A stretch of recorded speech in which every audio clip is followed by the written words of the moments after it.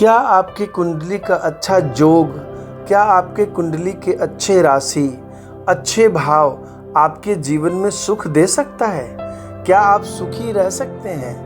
क्या आप जीवन में अच्छा बढ़ सकते हैं, बन सकते हैं, धनी हो सकते हैं? देखिए, अगर आपके जन्म कुंडली में किसी भी भाव में कोई भी योग बन रहा है, राज योग बन रहा है, गजकेसरी योग बन रहा है, किसी भी प्रकार के उच्च योग बन रहा है और ये आप जान लिए कि हमारे जीवन में बहुत अच्छा योग है, बहुत अच्छा फल मिलने वाला है, सारी राशि अनुकूल है, सब कुछ अनुकूल है और आप कर्म करना छोड़ दें तो वो सब कुछ खराब हो जाएगा। कर्म एक ऐसा चीज है कि आपके सब ग्रहों को सही बना सकता है और सब ग्रहों को सही को भी खराब कर सकता है। अगर जिस भी व्यक्ति के जन्म कुंडली में अच्छा भाव है, ग्रह उच्च में है, अच्छे फल देने वाले हैं, दृष्टि भी अच्छी है, फिर भी अगर आप कर्म नहीं करेंगे तो आपके जीवन में सुख नहीं मिलेगा और सुख आपसे दूर हो जाएगा। ये बात को आप हमेशा याद रखें। इसलिए सब कुछ डिपेंड कर्म के ऊपर है।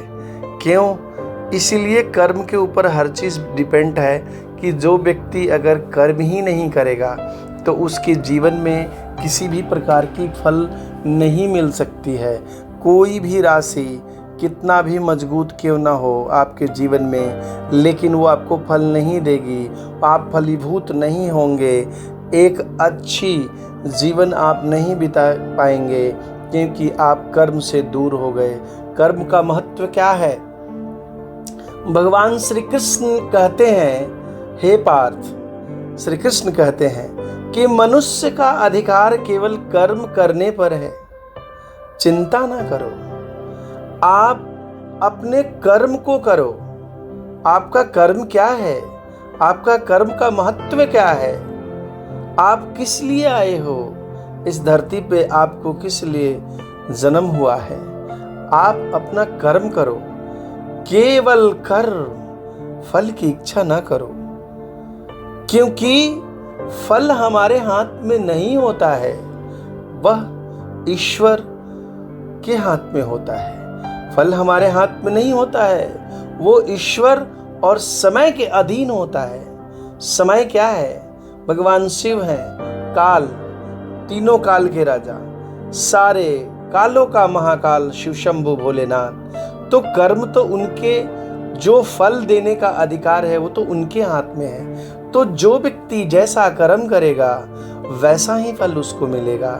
तो आपके जीवन में, आपके कुंडली में कितना भी राजयोग हो, कितना भी कोई अच्छा योग हो, लेकिन आप कर्महीन हो गए हो, कर्म नहीं कर रहे हो, तो आपकी कोई भी ग्रह आपको अनुकूल फल नहीं देगी, आपको उस ऊंचाई तक नहीं पहुंचाएगी जिस ऊंचाई पर आपको पहुंचना चाहिए। आप वहीं के वहीं रह जाओगे, आगे नहीं बढ़ोगे, क्योंकि खाना आपके सामने आके रख जाएगा कोई, तो जब तक हाथ नहीं डालोगे, उसको मुंह के सामने नहीं लाओगे, मुंह तक नहीं पहुंचाओगे, तब तक मुख उसको कैसे ग्रहण करेगा?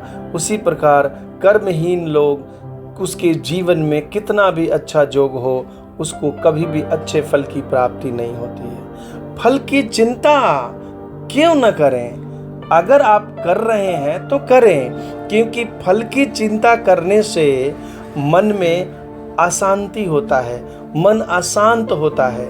जब मनुष्य बिना चिंता का काम करता है तो उसकी एकाग्रता बढ़ती है और परिणाम स्वतः अच्छे हो जाता है।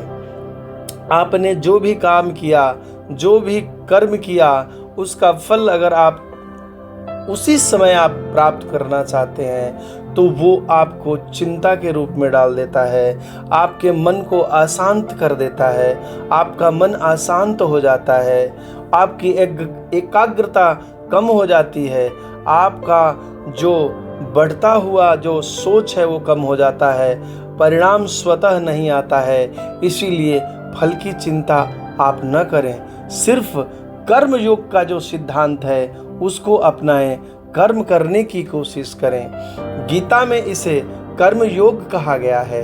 कर्म योग का अर्थ क्या है? निस्वार्थ भाव से अपने कर्तव्यों का पालन करना। निस्वार्थ, अगर आप किसी भी कार्य को निस्वार्थ भाव से अगर उस कर्म को करते हैं कि ये मेरा कर्म है और एक दिन इसका फल मुझे अवश्य मिलेगा, तो वो आपको फलीभूत होगा। जैसे कि सूर्य बिना किसी अपेक्षा के सबको प्रकाश देते हैं, वैसे ही हमें भी अपना कर्म करना चाहिए, क्योंकि उस कर्म का फल एक ना एक दिन हमें जरूर मिलेगा। जैसे कि मैं एक उदाहरण के तौर पे एक एग्जाम्पल देता हूँ कि किसान जब बीज बोने के बाद वह केवल सिंचाई और देखभाल करता है, लेकिन फसल कैसी होगी यह प्रकृति पे छोड़ देता है, क्योंकि प्रकृति से कोई बड़ा नहीं है। अगर किसान ये सोचने लग गया कि मेरे को इतना धान होगा, इतना चावल होगा, इतना गेहूं होगा, मैं इतना इस फसल से निकालूंगा, तो वो उसके बस में नहीं है, क्योंकि परमात्मा कभी बहुत ज़्यादा बाढ़ ला दिए तो बाढ़ में सब दह जाएगा। परमात्मा भगवान नेचर प्रकृति से कभी बहुत ज़्यादा सूखा हो गई तो वो सारा खेत सूख जाएगा।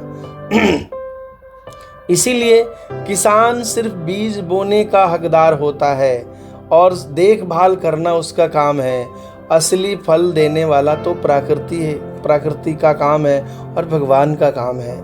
विद्यार्थी मेहनत से पढ़ाई करना चाहिए। विद्यार्थी मेहनत से पढ़ाई करना उसका कर्तव्य है, लेकिन परीक्षा का परिणाम उसका चिंता का विषय नहीं होना चाहिए। वो अगर वो चिंतित हो गया कि मुझे ये फल इतना ही नंबर आए तो मैं क्या करूँगा, उतना ही नंबर नहीं। अगर आपने सही परीक्षा दिया है, आपने सच्चा दिल से काम किया है और आपके मन में विश्वास है कि हमने जो भी कार्य किया है पूर्ण किया है और आने वाले समय में मुझे इसका फल अच्छा ही मिलेगा और बिल्कुल अच्छा मिलेगा, तो आपको बहुत अच्छा फल की प्राप्ति होगी। योद्धा अर्जुन श्री कृष्ण से कहते हैं, श्री कृष्ण ने अर्जुन से कहा कि हे पार्थ, युद्ध उसका धर्म है, युद्ध तुम्हारा धर्म है, इसीलिए वे धर्म निभाएं। जीत हार का चिंता न करो। जीत हार तुम्हारे वश में नहीं है। जीत हार तो आप समय के ऊपर छोड़ दो, उसका निश्चित समय आएगा और उसका जो भी रिजल्ट होगा, जो भी उसका उत्तर आएगा वो सामने आएगा। जीत हार तुम्हारे वश में नहीं है। जीत हार तुम्हारे कर्मों के ऊपर है और परमात्मा के ऊपर है। विद्यार्थी अपने पढ़ाई को कर्म पर ध्यान दे और नंबर की चिंता ना करें। विद्यार्थी अपने पढ़ाई के कर्म पर ध्यान दे, जो कर्म करते हैं ना उस पर ध्यान दे, नंबर की चिंता ना करें। अगर उनको विश्वास है, भरोसा है कि उन्होंने अच्छा किया है, तो उनको जरूर आएगा नंबर। नौकरी, व्यापार, व्यक्ति ईमानदारी और मेहनत से करे, लाभ हानि की चिंता ना करे। परिवार में अपने आप कर्तव्य निभाए, अपेक्षाओं से उलझे नहीं। जीवन में एक ना एक दिन उसको जरूर सफलता मिलेगी। इसका निष्कर्ष क्या निकलता है कि कोई ग्रह, कोई भी सौरमंडल की राशि, कोई भी सौरमंडल की नक्षत्र, कोई भी दिशाएं आपको जीवन में कुछ दे नहीं सकती है जब तक आप कर्म नहीं करेंगे, क्योंकि कर्म ही पूजा है। जो व्यक्ति निस्वार्थ कर्म करता है, जो व्यक्ति निस्वार्थ कर्म करता है, वह सच्चे अर्थों में सफल होता है। गीता का ये उपदेश है, हर युग, हर परिस्थिति और हर व्यक्ति के लिए ये प्रासंगिक है, क्योंकि